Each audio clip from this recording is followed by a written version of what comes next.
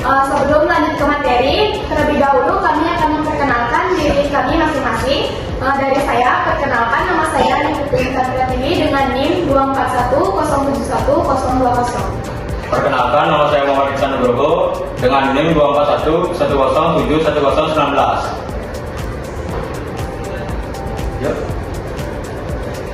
Baik, yang pertama di sini saya akan menjelaskan pengertian dari sistem imun. Sistem imun merupakan suatu trans kompleks yang memberikan respon imun, humoral dan seluler untuk menghadapi agen asing spesifik seperti bakteri, virus, toksin atau zat lain yang oleh tubuh dianggap bukan bagian diri. Yang kedua, ada patogen yang dapat menyebabkan penyakit bagi tubuh, yaitu yang pertama ada bakteri, yang kedua ada virus, ketiga ada jamur, keempat ada parasit, dan yang terakhir ada protozoa bersel satu.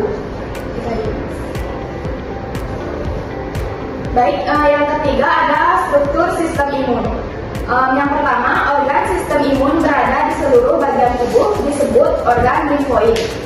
Yang kedua, organ limfoid merupakan rumah bagi limfasit.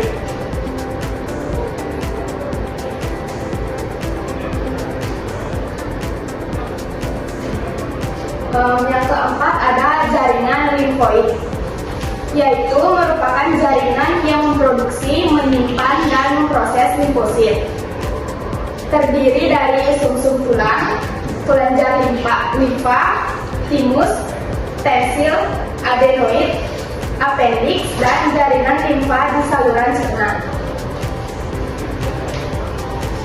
Baik, selanjutnya jaringan limfoid. Yang pertama, jaringan limfoid di nodus limfa untuk melawan antigen yang menginvasi jaringan perifer tubuh. Yang kedua, jaringan limfoid di tonsil dan adenoid untuk melawan antigen yang masuk melalui saluran pernapasan.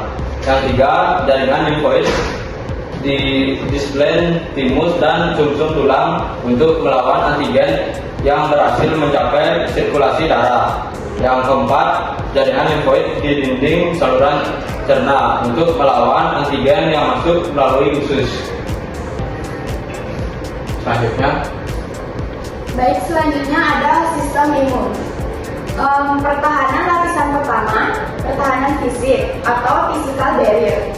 Ada dua sistem kekebalan tubuh, yaitu yang pertama ada sistem kekebalan non-spesifik atau innate immunity. Yang kedua ada sistem kekebalan spesifik atau adaptive immunity.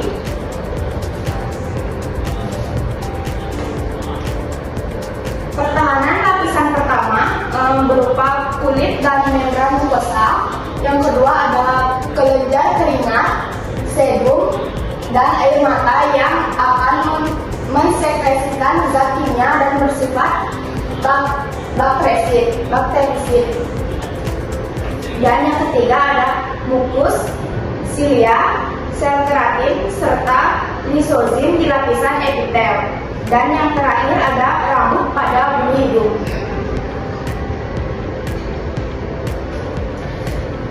Selanjutnya ada sistem kekebalan non-spesifik atau innate immunity.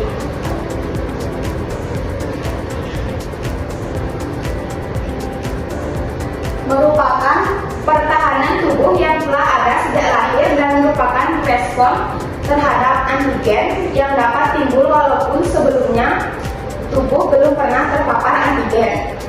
Yang termasuk dalam sistem kekebalan ini berupa reaksi inflamasi atau peradangan, dan yang kedua ada interferon atau protein antivirus.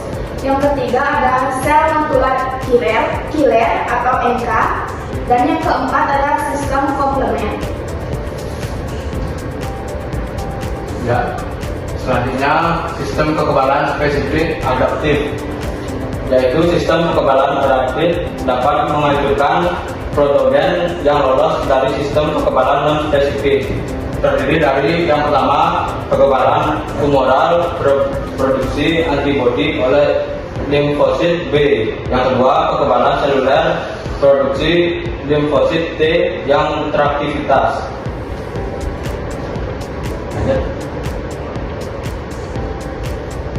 fungsi sistem imun. Yang pertama, pertahanan terhadap patogen, melindungi tubuh dari bakteri, virus, dan parasit. Yang kedua, deteksi dan penghancuran sel terinfeksi, menghancurkan sel yang terinfeksi virus atau sel kanker. Yang ketiga, produksi antibodi, menghasilkan antibodi untuk mengenali dan menetralkan patogen. Yang keempat, memori imun, menciptakan sel memori untuk respon cepat pada infeksi ulang. Yang kelima, pengaturan inflamasi, mengontrol respon inflamasi untuk penyembuhan. Yang keenam, keseimbangan, mencegah kerusakan pada jaringan tubuh sendiri. Lanjut. Cara memelihara kekebalan tubuh dengan baik. Yang pertama, menjaga kebersihan diri. Yang kedua, asupan nutrisi yang baik. Yang ketiga, memperbanyak aktivitas fisik, contohnya olahraga. Yang keempat, kurangi aktivitas di luar rumah. Baik, sekian presentasi dari kami tutup dengan terima kasih.